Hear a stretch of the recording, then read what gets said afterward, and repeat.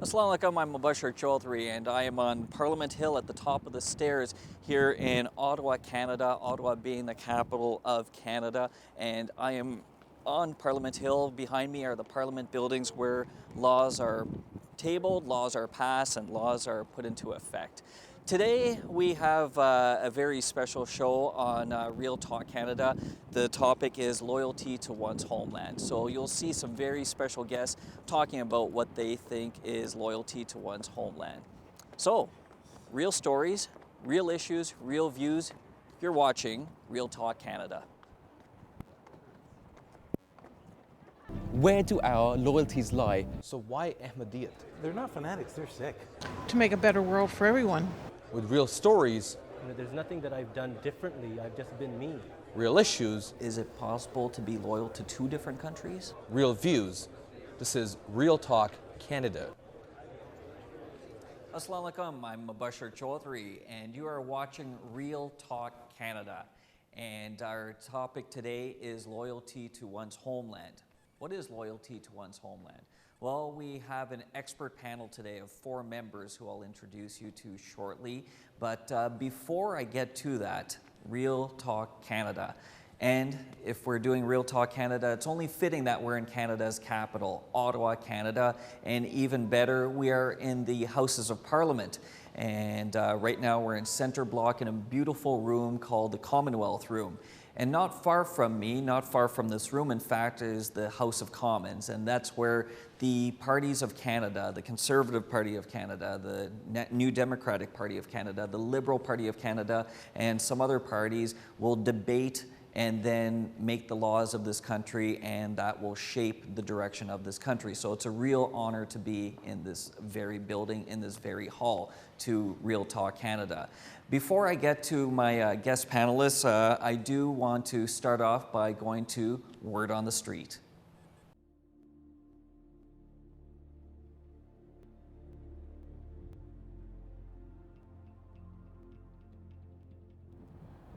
The ongoing discussion about Muslims' loyalty to their homeland is not something that is unique to Canada. In fact, it's a theme which is mirrored across the Western world. For example, the American presidential candidate Herman Cain announced that he was so concerned about this issue that he wanted Muslims to pledge loyalty to the Constitution of the United States of America before allowing them to serve under him. On the one hand, due to the effects of globalization, we are seeing a migration of Muslims into Western countries on a previously unprecedented scale. And on the other hand, clearly there are major concerns that a culture and indeed loyalty clash is developing between Islam and the West. This was reflected in a recent poll where 56% of Canadians believe that Islam and the West were locked in an ideological struggle. All this leaves Western Muslims facing a huge dilemma. Where do our loyalties lie in the balance between our national identity and our religious identity?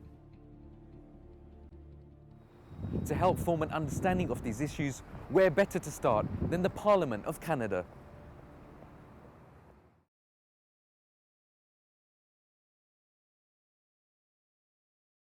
Hello, I'm Julian Fantino, the Associate Minister of National Defence for the Government of Canada. And welcome to one and all, and you're watching Real Talk Canada. Assalamu alaikum, thank you for joining us. We are in front of the Parliament buildings here in Ottawa's, Canada's capital, Ottawa, Canada. It's the nation's capital, and I'm proud to be joined here by Minister Julian Fantino. Thank you so much, Minister, for joining us. It's a real pleasure to have you. You, of course, are the Associate Minister of National Defence, which is a very, very big department. Thank you and welcome to our show. Well, I'm very pleased to be here, and thank you for the opportunity.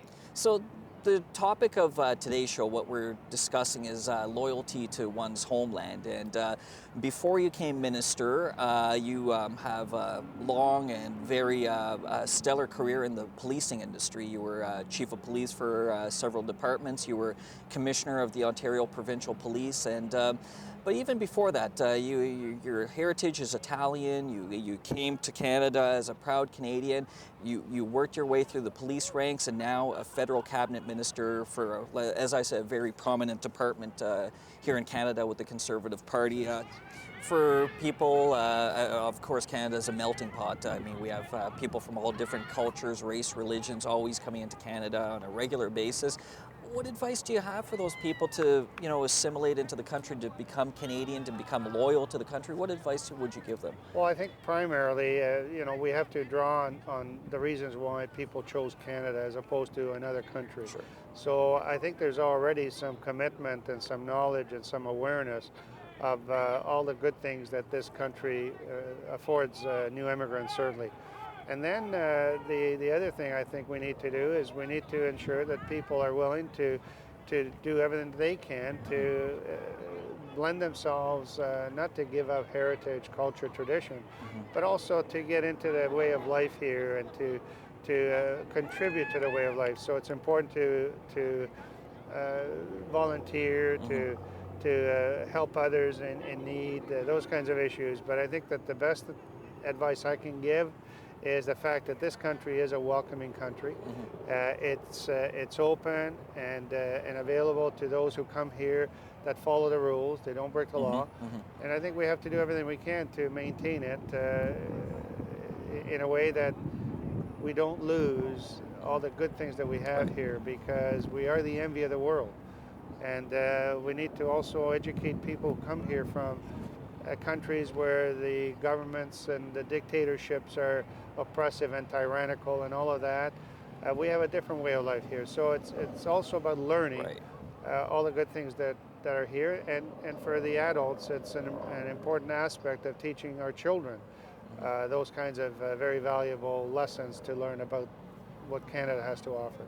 And Minister, if I can ask you about our community, the Ahmadiyya community, and of course this show is airing on MTA Muslim Television Ahmadiyya, and as you can see from the theme of our show, loyalty to one's country, we are all about that. We are all about becoming part of the fabric of this country, being law-abiding citizens, being honest workers and whatnot. We have an annual convention in Toronto, in Mississauga every year, where we have countless dignitaries from your party, other parties.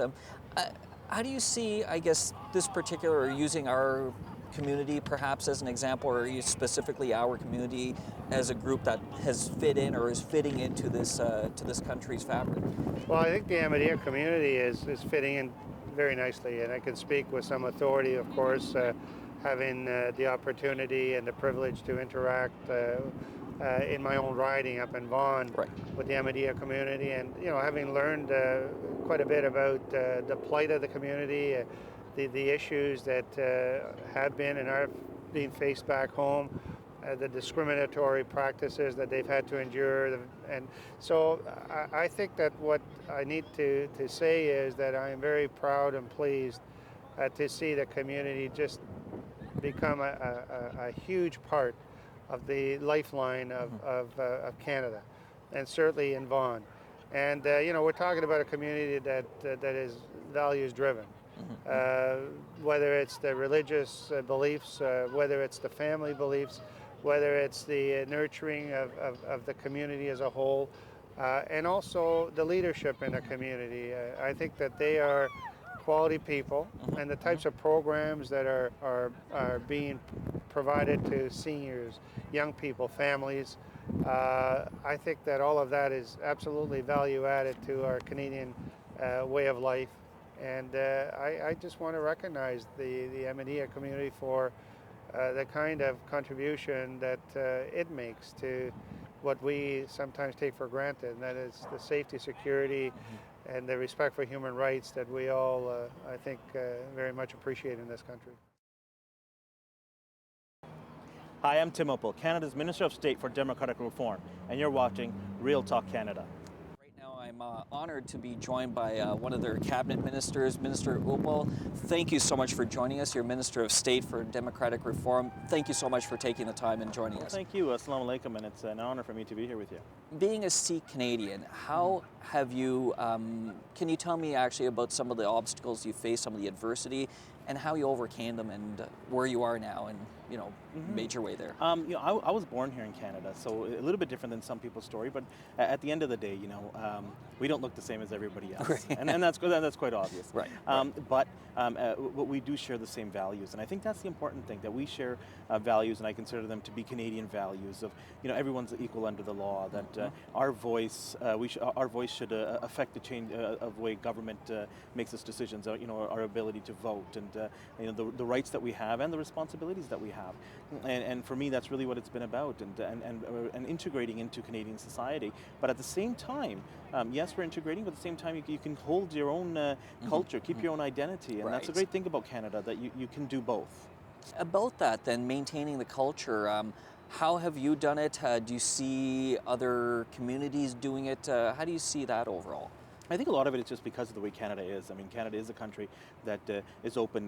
We have freedom of religion. We have the ability to be an individual, to keep your culture and celebrate it. But at the same time, we have shared common values in Canada. When we have more things about us as Canadians that we share that are the same than that are different. And I think that's what's important. That I can play hockey one night and then also go play kabaddi the next night, or go to a Hindi movie or something like that. You could do that in this country, and I think that's is one of the great things, and that's why we have this great balance. Hello, my name is Kostas Menegakis. I'm the Member of Parliament for Richmond Hill, Ontario, and you're watching Real Talk Canada right here from the nation's capital, Ottawa. Member of Parliament, Mr. Kostas Menegakis, thank you so much for joining us. Thank you so much for taking the time and being out here on Parliament Hill with me. Thank you very much. It's a privilege for me to be here and today on Muslim television Ahmadiyya, here in the nation's capital on this beautiful day. You had mentioned that you're familiar with the Ahmadiyya community, and we're one of the smaller sects of Muslim, but you're familiar with us. How do you see us and how we fit into, you mentioned the words cultural mosaic and fabric of the country. How do you see this community, the Ahmadiyya community, fitting into that? The Ahmadiyya community may be small in numbers, but is a very significant community. I was very touched by the manner in which I was welcomed into the community, and not surprisingly, that we share the very same values, family values, hardworking values, a belief in God, and we have when you have 156 different dialects spoken, you can appreciate we have a large denominational base of faiths throughout the GTA. The Ahmadiyya community is one that is very close to its roots. I think the Ahmadiyya community can contribute tremendously to Canada. And I think it is worth saying that the Ahmadiyya community is the only community that I know in this country that returned government funds for the building of their center in Toronto because they believed that it was not proper to take government funds to build the center. That speaks volumes as to the integrity. It speaks volumes as to the deep rooted values of the community, and I was delighted, honored, and privileged to meet a lot of members within the Ahmadiyya community, and I look forward to working very closely with the community as we move forward. Is this community, the Ahmadiyya community, doing the right things to be part of this country? Do you find the members of this community are loyal to the country? Or are we going in the right direction? Here's what I see. I see people from the Ahmadiyya community successful in all fields. I see them in the academic field, I see them in the business field, I see them in the political field with a lot of connections and a lot of reaching out to the government leadership in all three levels of government, municipally, provincially, and federally. I think the Ahmadiyya community has got it right, they're doing it right, albeit a young community in Canada, but with a very strong plan on how to move forward. So I think it is definitely on the right track. And I'm delighted to consider myself a strong friend of the Ahmadiyya community. Wonderful. Thank you so much, MP Menegakis. We really appreciate you taking the time, appreciate your support to the community, your ear to listen to us, your advice to give us, and we appreciate your time. Thank you so much. Well, I want to thank you. I'm always going to be accessible to the community. I want to be there for you. And I want to say in closing that it is really an honor and a privilege to work closely with such a dynamic and vibrant new community in Canada. Thank you so much for hosting me today here at Muslim Television Ahmadiyya. It's our pleasure. Thank you very much. That was Member of Parliament Kostas Menegakis. And as I mentioned, we do have an expert panel to answer some of our questions. The topic of today's show, as I mentioned, loyalty to one's country. A very broad topic, a topic that has many answers, many opinions, and that's why we have this panel of experts here with me on my left. And I will introduce them. To my immediate left is Mr. Scott Sims, Member of Parliament for the Liberal Party of Canada, and he is from an eastern province, Newfoundland, Labrador, and his riding is in central Newfoundland. So Newfoundland is an hour and a half difference in time zone from here. We are Eastern time zone here. To his left is Mr. Mubarak Nazir. He is our missionary in charge for the Ahmadiyya movement in Islam. He resides in Toronto. That's where he is based out of, and he used to be in Ottawa. We're honored to have him back in Ottawa for this segment. To his left is Mr. Jim Carey-Janis, and he is a Member of Parliament for the Liberal Party of Canada, and his riding is Scarborough Agincourt. He has been in office since 1988, and he is a very close friend to the Ahmadiyya community. He attends all the jalsas that we have, the annual convention in Mississauga, and various other functions. He's heavily involved in the community. It's great to have you, Mr. Carey-Janis. And to his left is a member of our community as well, Mr. Asif Khan, and he is the National Secretary for Public Affairs for the Ahmadiyya movement in Islam. Thank you, gentlemen, for being here today. Thank you for taking your time. And I know for the two members of Parliament, you're very busy. You work in this building 24 hours a day, I'm sure it seems like. So thank you for taking the time. Mubarak Saab and Mr. Khan Saab, thank you for joining us, coming up from Toronto for this, and wonderful to be here in the Houses of Parliament. Loyalty to one's homeland. What is loyalty? How do we define it? Where do we start? I'll start with you, Mr. Sims. How's that? What is loyalty to one's homeland? I always thought for me it's been an experience of loyalty to community. As you mentioned, I'm from Newfoundland and Labrador, and we're basically a large collections of small communities all throughout the province. Like, for instance, in my area, primarily central Newfoundland, I have 195 communities. And the sense of community starts from that very small level of your community. It could be 10,000 people, it could be 500 people, it could be the smallest village, but you have this bonding together between neighbors, and that develops a strong sense of community, because we want to raise our children that is in a safe community. We want to raise our children that is one that is kind to each other, and all that gets paid back. So to me, the loyalty to one's nation is an extension of that smaller group, that community that you cherish the most, and it's spread out towards the rest of the nation, because we're all just a large collection of communities. And so it's tied up into security, it's tied up into compassion, and these are the motions that create that sense of loyalty, especially to our country. Mr. Carey-Janis, you're from Scarborough Agincourt, which is a part of Toronto, as I said, the largest city in the country. Toronto, the biggest multicultural city in the country, if not perhaps North America. You have different nationalities there. You have yourself, your group. You mentioned the word multiculturalism. Right. As we're filming this, tomorrow is going to be 40 years of multiculturalism. Back in 1971, October the 7th, Pierre Trudeau introduced multiculturalism. And although in some countries they say multiculturalism is a failure, in Canada, 40 years on, and it's probably one of the reasons that we're able to keep this country together.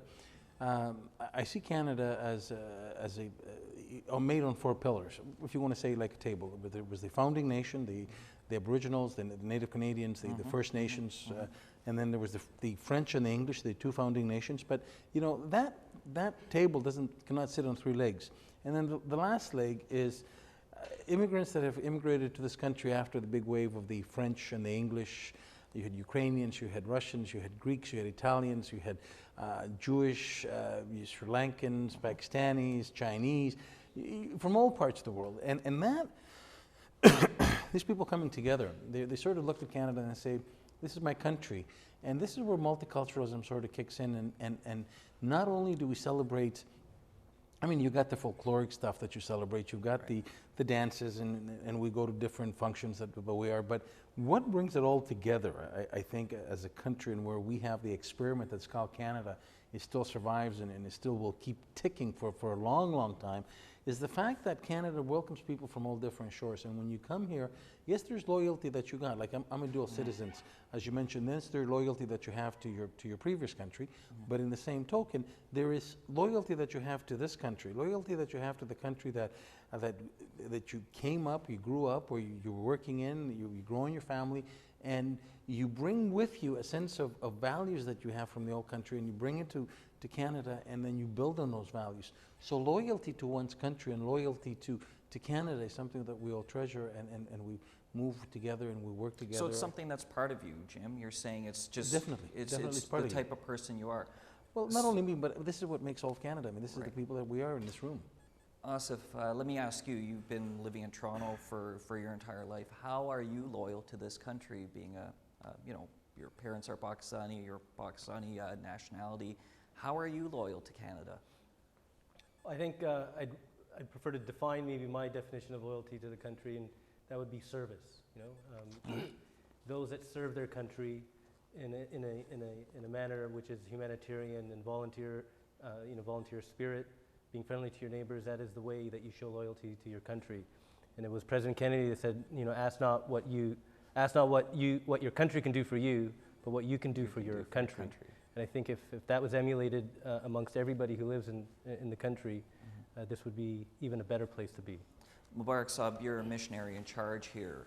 Is that your loyalty to Canada? Loyalty to our homeland is enshrined in the Holy Quran. We are not only loyal to this country, not only love this country because of the climate or because of the security we have or because of the opportunities we have. The sky is the limit. We love this country because it is in the Holy Quran that you should show obedience to the leaders you have elected. And Islam, the Prophet of the Muslims, Muhammad sallallahu alaihi wasallam, has gone a step further when he says that hubbul watne min al iman, that the love of your homeland is part of your faith.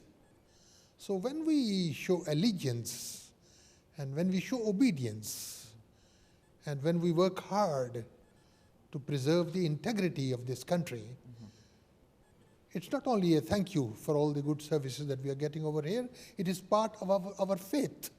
And we consider it's a part of our duty that this homeland, which gives us protection, it's a wonderful place. And in this country, look at the tolerance of this country, that we are, as you said earlier, taping this program in the Parliament building, in the main Commonwealth Hall. So, sorry to interrupt, but Asif, have you found the best thing is you mentioned, be a good person, be a good neighbor, is what you did when you're part of a country, when you're part of a team, act like the team. Has that been your philosophy? Is that what you've done to assimilate, to join in? I know you have a family. Is that what you're teaching your children as well? I think I might have a bit of a different perspective. I was born here, so I've never considered that I needed to assimilate. I was always a Canadian. I was always loyal to this country. My heritage, and my parents are from Pakistan, originally from the Indian side. So of course there's a loyalty and a love for that place as well. So there's nothing that I've done differently. I've just been me, and being me is being a Muslim and being a Canadian. And I think that's what's allowed me to be a loyal citizen of this country.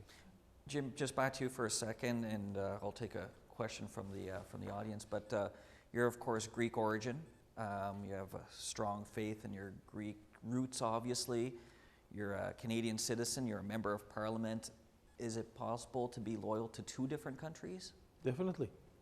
There's the country. How do you do that? How do you balance? There's the country that you were born in, or the country that is the place that you're from, and there's the country that you grow up.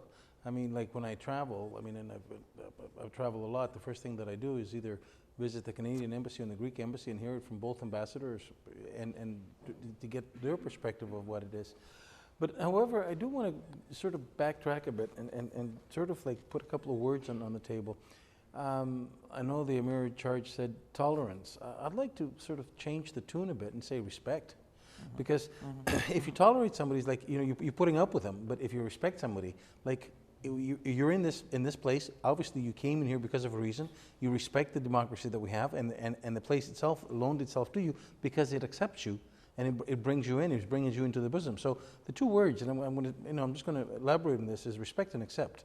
Okay. Those are the two words that I sort of want to leave with you for now, and I'm going to add a couple more later on. Okay, I'm going to take your word respect then, Jim. I'm going to throw it over to the audience then. Can I just have the mic over here? And I want to ask you about respect. You're Pakistani origin, obviously. Why do you respect Canada? The reason that I respect Canada is because it gave me the freedom that was restricted in my homeland. Mm-hmm. And what kind of restrictions? Basically, and why is Canada better than where you work? The religious practices are prohibited for Ahmadi Muslims in Pakistan. So a lack of respect, like what Mr. Karajanis was saying? Exactly. And I've actually seen it with my own eyes. So some people who are born here who have not been to Pakistan, maybe they have not actually seen it, but I have family members who have been killed in the name of religion. This sort of thing is unheard of over here. And everybody's treated on the basis of humanity rather than their beliefs. And that would be the primary reason out of the many, many reasons that I have respect for this country. Jim, as I mentioned, you've known the community, the Ahmadiyya community, for at least 20 years, if not more. Why did you come to us? I know you're involved with other communities. We're not the only exclusive one, I understand. I thought we were the only one. That's what he tells us. But why did you approach us, or what? He's got the distinction that this fourth Khalifa called him his brother. Well, I was just getting to that point. He sometimes takes little advantage on us. Whenever sometimes he wants. There's nothing but taking advantage of your family and your brothers and your sisters. There's nothing but like taking advantage and sort of, if you want to call it, I wouldn't want to use the word railroad, absolutely. But I want to go back to the word integrate, because sometimes integration is used in a term that it might not be what I think that we're meaning here tonight. Integration is that you come up, when you come into the country, automatically you integrate with what's there, and you become part of. And sometimes when you become part of, you might lose part of what you're bringing. So you might want to lose it because where you came from, it was a lot of hard times and everything else. But I think that what we need to do in Canada, and what we're trying to speak of, is integration, but also bring with you what you had behind and what you brought to this country. I mean, you're talking about the pigment of your skin, you're talking about the different dress, you're talking about the different religion. That is, I would say that in Canada, we sort of, all of us integrate. Not only does the newcomer integrate and become part and parcel, or there's a meltdown, but also once the newcomer finds the surroundings also exposed to him. And that's where the true celebration becomes of what Canada is all about. There's another word that that I wanted to bring into the thing. When you respect and you accept, you also try to celebrate. I mean, look at this here tonight. I mean, like, you've got a Newfoundlander, right? You've got a Greek from the city of Toronto speaking to South Asian Ahmadiyya community. I mean, that like, you probably figure that you'd be more comfortable speaking with, some members of parliament that we have that are from South Asians. And they're in parliament, but I mean, certainly there's a celebration here tonight. You're not talking of the Greek debt problem, There's a different scenario. Do you find us loyal? Do you find the Ahmadiyya community loyal to the country of Canada? You know what? I think that when people come to Canada, not only the Ahmadiyya, but a lot of the people that come to Canada are very loyal to this country. And you know how you find out loyalty? Look at the people that have died and given their lives over the years. I mean, you just only have to go upstairs and turn the book every morning. And you just go into the sanctuary where into the memorial chamber upstairs at the foot of the Peace Tower, and you look, and when you look through the book, you will find Greeks, you will find Muslims, you will find Australians, you would find people from England, you will find people from Scotland. No, people I know all over there's the a world. lot of groups, but specifically the Ahmadiyya community. How have you found our loyalty to this? You know what? I would never question your loyalty for 30 seconds, and I wouldn't question anybody's loyalty. There's some people that actually, misuse religion and fanatism in order to take advantage of it. But not this particular community. I mean, your community is love for all, hatred for none. That was the first time that I seen the symbol in the fourth Khalifa, and I was sitting there with Madi Sab, Nazim Madi, and I was thinking, this is in England. And I said, what does that mean? He says, love for all, hatred for none. And it didn't sink in. It didn't sink in until later, when the jihadists and tried to overtake the Muslim religion. It didn't sink in that, what you were going through in England and in different parts of the world, and what you're still going on through today. And certainly I think that we from Canada, working together, can provide sustainable development for nation building. Great big words, but can we help through your community, through the other communities, can we help the countries that are emerging democracies, failing democracies, or failed democracies? Can we get them back on their feet? Scott, I have to ask you, I can ask anyone, but I'll ask you. We're talking about loyalty to one's country, and it doesn't just have to be Canada. It could be the US, it could be the UK. Often, well, hopefully not that often, but we do hear stories of people, and they could be of any cultural descent, could be a Muslim group, but sleeper cells. You hear that, say for example, they're in England and they're plotting against England. What do you have to say about people like that? The whole concept. I mean, that's the ultimate disloyalty, if you ask me. What do you think of that? I think it's not only a disloyalty to your country. I think what you end up doing in that particular situation, when you isolate yourself in a beautiful community such as this, or a beautiful community in London, United Kingdom, Scotland, anywhere, when you do that, that isolation, what you're doing is you're being disloyal to yourself. Because you haven't extended your own self to anybody else, and they haven't returned that. Right. I once asked, somebody came to me and said, similar to what Jim said, they said, I love Newfoundland, you're the friendliest people. And I asked him, I said, well, a lot of places in this world are friendly. I said, why is it that Newfoundland has attained this level of special friendly? How does that work? And he said, and he was from Chicago, and he said, you talk to us like you've known us for years, and we just met. And I said, and that is a quality. It's one that the most cynical people, maybe even the people in these cells, would say, well, that's a naive way to think. Well, if that's naive, then we should all be naive. Because naivety actually leads to peace.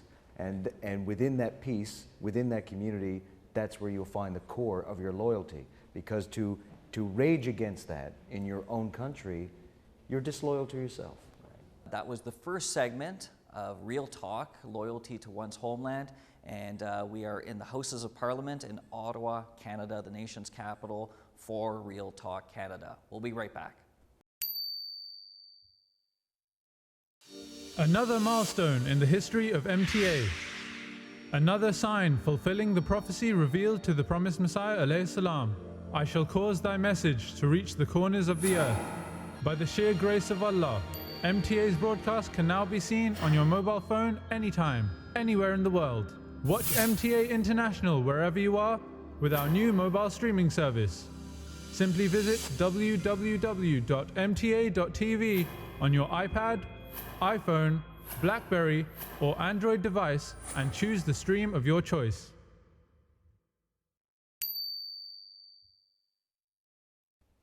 Assalamu alaikum, welcome back to Real Talk Canada. I'm Mubashir Chaudhry, and as I said, it's Real Talk Canada, and you're in Canada's capital, Ottawa, and in fact, you're in the Houses of Parliament in the Commonwealth Room here in Centre Block, and as I said earlier, not far from the House of Commons, where a couple of my guest members here, Mr. Scott Sims and Mr. Jim Karygiannis, debate being one of the parties of Canada, the Liberal Party. And so we're thrilled to be here, and thank you for coming back. Thank you for joining us.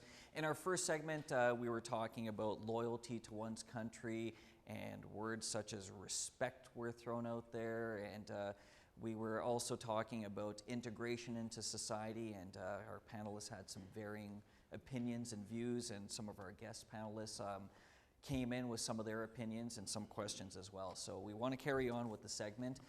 Just quickly, I do want to give you our email address. It is realtalk@mta.tv, and our website is www.mta.tv/realtalk. So back to Real Talk Canada. Mubarak Saab, I want to ask you, being a scholar and a principal of the Jamia School, and someone that people have always looked up to. You were in Ottawa. I looked up to you as our missionary here. I still look up to you, and now you have countless other people looking up to you. Having said that, what does Islam teach about becoming model citizens in this Canadian community? Well, Islam teaches that we should be law-abiding. We should obey those who are in authority. We should always select people who deserve our vote.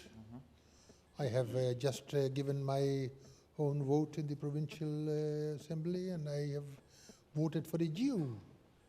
Because the Holy Quran says, hand over the trust to the people who you think are worthy of shouldering the responsibilities of that trust. It's not, the Holy Quran did not say vote for a Muslim. Vote for somebody who can undertake the responsibility. And so we have a very wide spectrum where we can be beneficial. Our community has tried in different ways. For example, we have the Run for One, where we have collected thousands and thousands of dollars, hundreds of thousands of dollars, in order to build a hospital. We are giving blood. This 9/11, where 3,000 unsuspecting people were butchered, we consider that this is our revenge. And our revenge is to give our blood, willingly give our blood. So we've already given blood of more than 10,000 units, which will take care of about 30,000 people.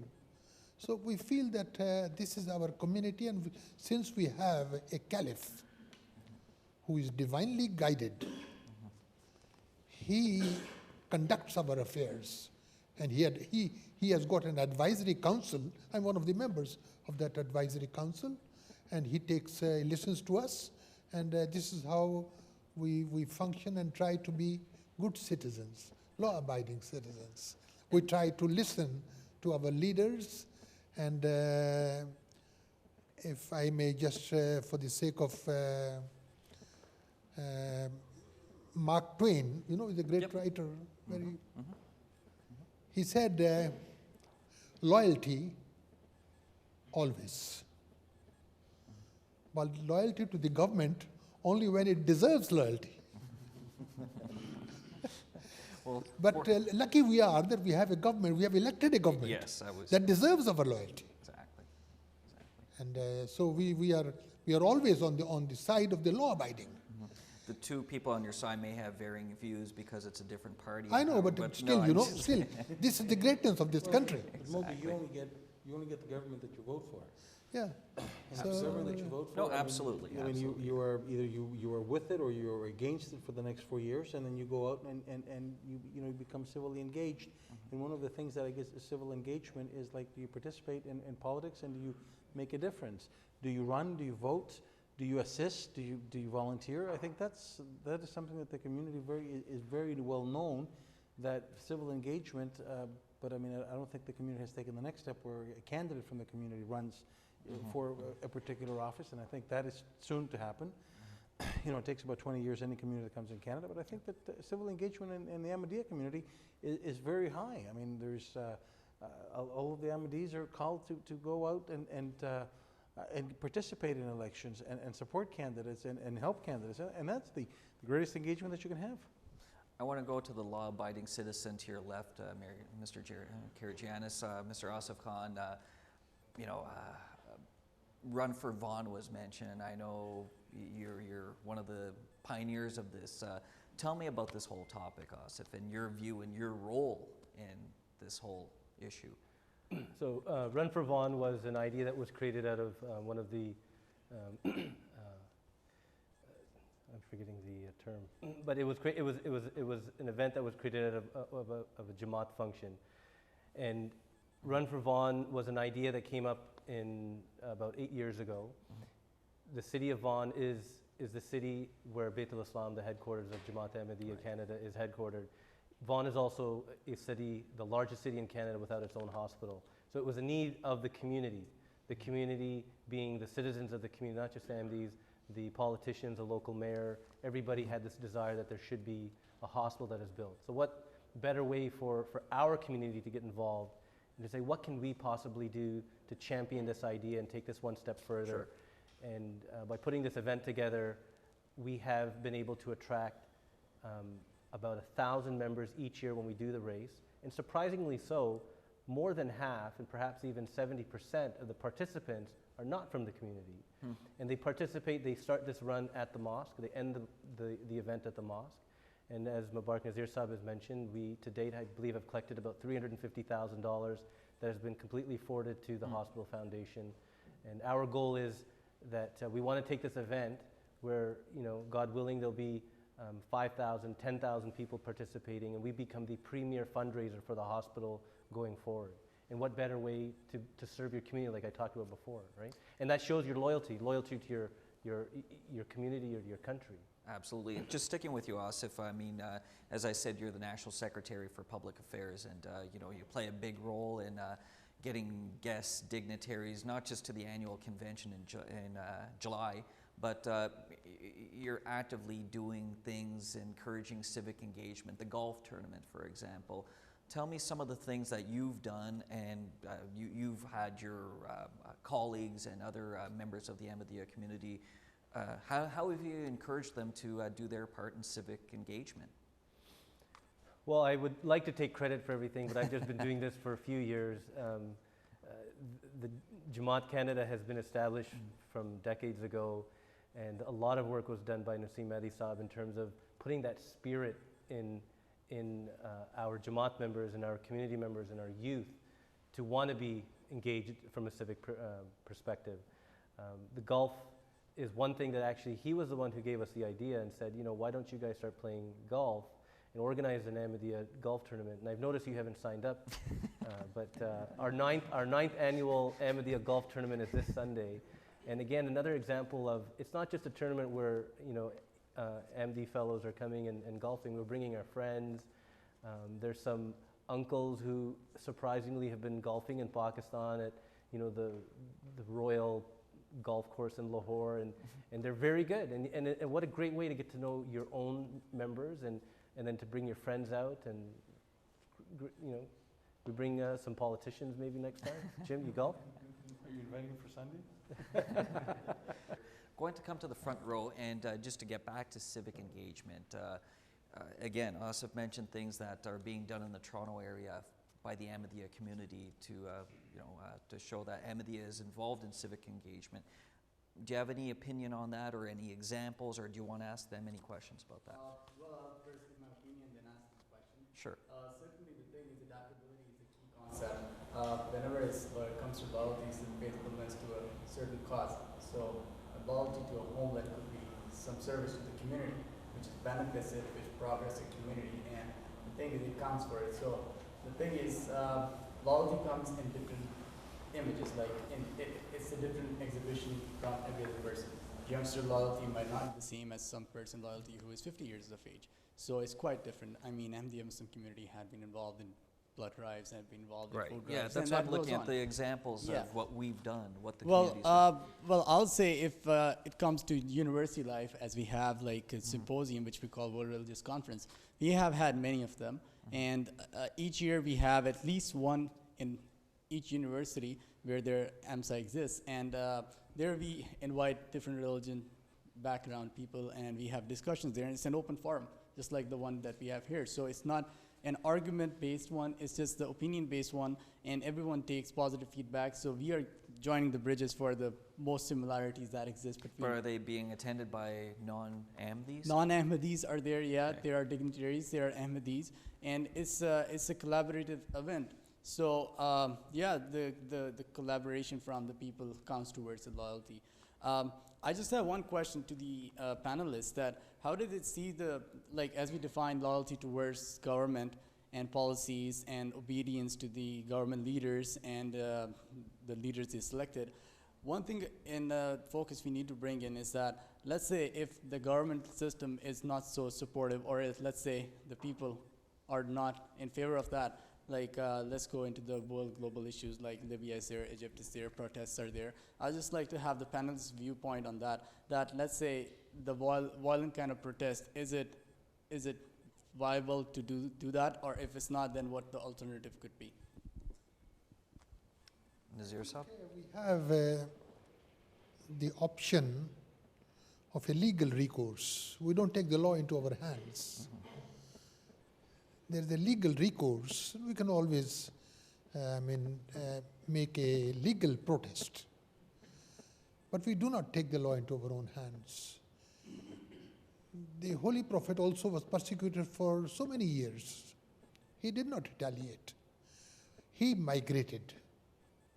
So if we feel that a place has become untenable for us to live in, and our protests, peaceful protests, are not being looked after, and we feel that we are not able to practice our religion,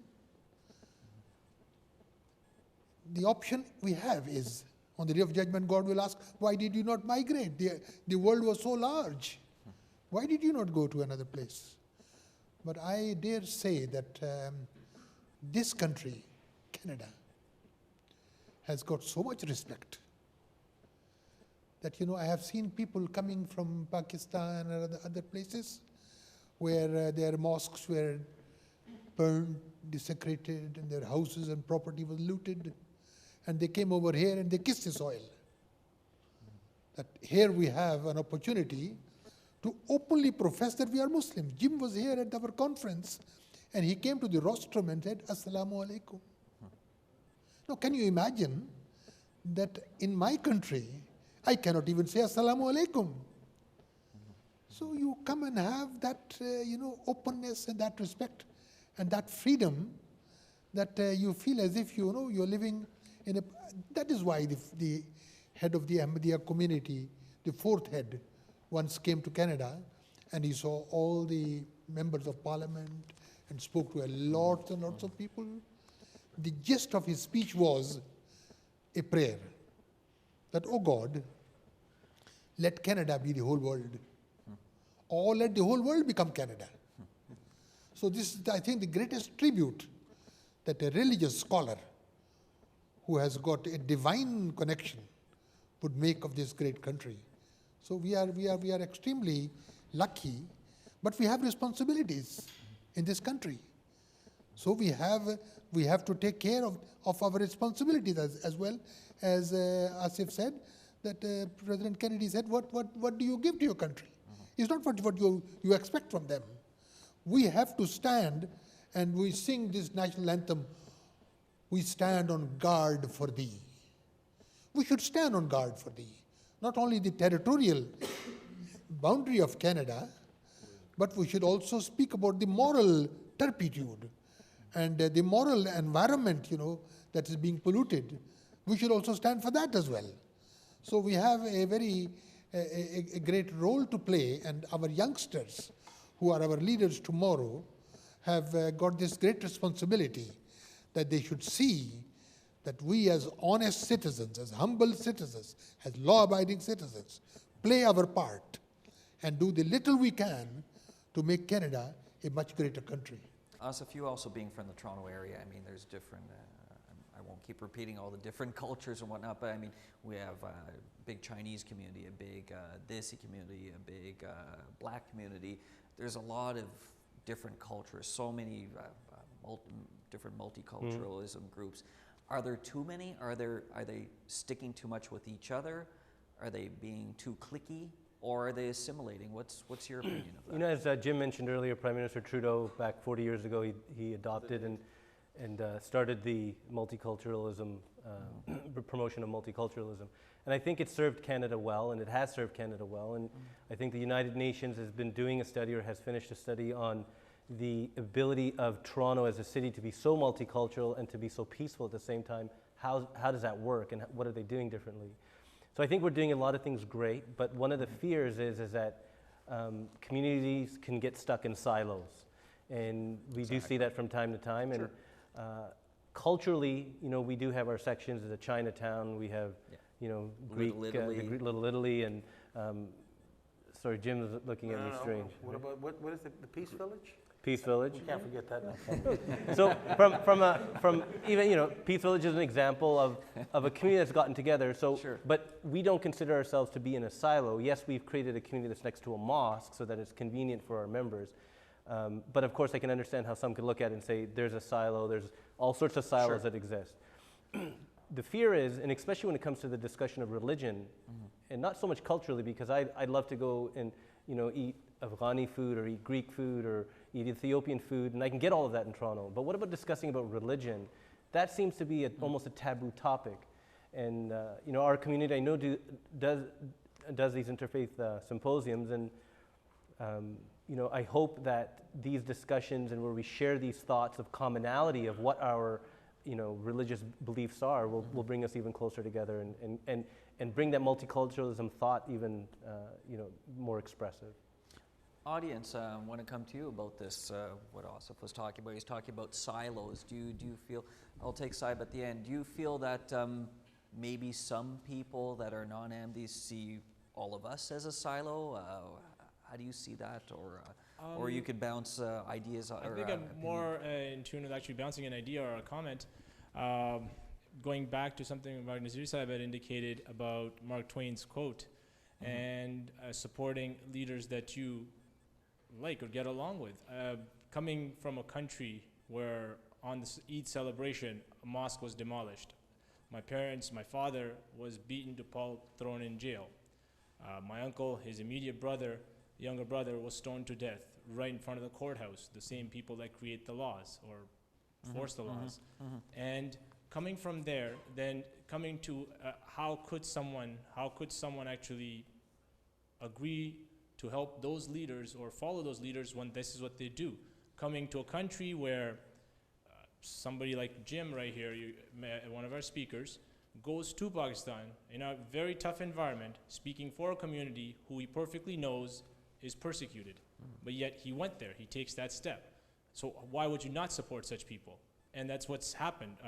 The civic engagement part, we as members, many times we go to our elections, either we're scrutineers, driving the elderly to get their vote casted, different things that we've been assigned, and we do that. And this is what we do to engage ourselves in that community. And then exactly what Asif has indicated, it's something that I think it's part of our culture, it's part of our group. And that religion where he mentioned, growing up, going to grade school, we had Lord's prayers. They turned into silent prayers. Now there is no prayers. So, I mean, by the time I was out of high school, there was no such thing as prayers, period.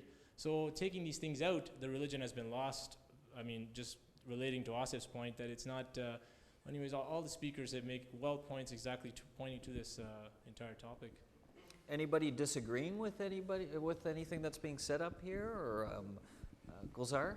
It's not a disagreement. It's with regards to living inside silos. I think this image arises because of all the work that is done as a community. For example, we have Adopt a Park, blood drives.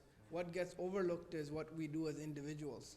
And since that is never accounted for example, when you take your kids to swimming class, when they're mingling with their other friends, when you take them to the park, when they're delivering the newspaper, you know, that's how you're assimilating your kids in the society. They're learning, they're teaching. One example is teaching your kids not to throw garbage on the streets. Because I was very young when I came to Canada, but I have that habit of putting chewing gum out of the window of the car. My daughter is 6, and she will stop me. because he has learned those habits. Don't throw anything on the ground. Pick up the garbage. If you see something sitting on the street, pick it up, throw it in a garbage can. So these small things get overlooked, but they are being done. And if we keep a good balance, I think it's an excellent. To be clear, I did not say that we are in silos. I said there was a fear of that could progress that way. So, and then not just our community; it's all communities. Sorry, Scott? That's a great illustration, actually. And that's throwing gum out the window? No. You don't want to do that. No. Don't do that. You can charge for littering. Yeah, no. But it is in the sense that the perception of these silos are the community work that you do. But if you bring it down to the grassroots of it, it's what you're doing is an act of kindness to people in general, and who cannot bond with that? I mean, this is why people like myself and Jim would be attracted to the Amadea community, because we see when it says love for all, hatred for none. What you say to me right now is much the same. The perception of these silos are just that. So people think that there is isolation when in fact there are not. And that is what I find, what I found was fantastic for me was the exposure. When we had an individual, Dr. Boudin, I mentioned, came to our community, we don't have a lot of immigration where we are. We never did. The big cities get, for reasons that people want to be comfortable, they want to move in with people to a new country. I understand that. So where we are, we don't have a lot. But when somebody comes in and we welcome them, they're very thankful.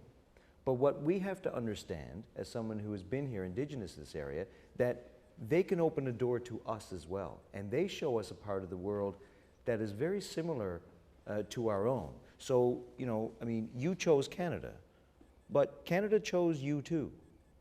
And that's what we have to remember when we talk about silos and segregation to that extent. Thank you so much, Scott. I guess you ended up getting the last word over Jim. So oh my goodness. You may not be what happened? Pleased about that, but at least you're part of the same party, so yeah, it's all good at the end of the day. So I'm going to wrap up this session of Real Talk Canada, but before I do, I want to thank our four panelists. You know them well now, I would think. Mr. Scott Sims from the Liberal Party of Canada, from Newfoundland, Labrador. Thank you, and give our love to the people in Newfoundland. Mubarak Nazir Saab, the missionary in charge of the Ahmadiyya movement in Islam, who's here from Toronto. Thank you very much, Mubarak Saab, always a pleasure. Mr. Jim Karajanis, Member of Parliament for the Liberal Party of Canada from Scarborough Agincourt. Jim, as Mubarak Saab was saying, one of our Khalifas called you a brother. So, brother, thank you for being here. Thank you for having us, and thank you for making arrangements in this beautiful room. Thank you for coming. It's indeed a place to see that the Real Talk, it's the first hosting is in the capital, is the cradle of democracy of Canada. It's a great start, and I hope that it flies with, it just flies with colors. Thank you, Jim. And finally, Mr. Asif Khan. Asif is our National Secretary for Public Affairs and in from Toronto. And thank you so much, Asif, for all of your work in setting this all up. I know there's a lot of back and forth, a lot of communication, and countless hours in addition to your regular day job. Thank you so much, Asif, for all of your work. If I may, a word of thanks for Moby. Definitely great host. Great, well done. I know there's a catch, but thank you, Jim. Anyway, thank you, everybody, for joining us on this segment of Real Talk Canada, coming from the nation's capital, Ottawa, Canada, from the Houses of Parliament in the Commonwealth Room on Parliament Hill. Thank you so much, everybody. And again, our website, it's below me right now, but it's www.mta.tv/realtalk, and our email address is realtalk@mta.tv. Thank you so much again, and I hope you enjoyed this segment of Real Talk Canada with the topic of loyalty to one's homeland. Thank you very much. Assalamu alaikum.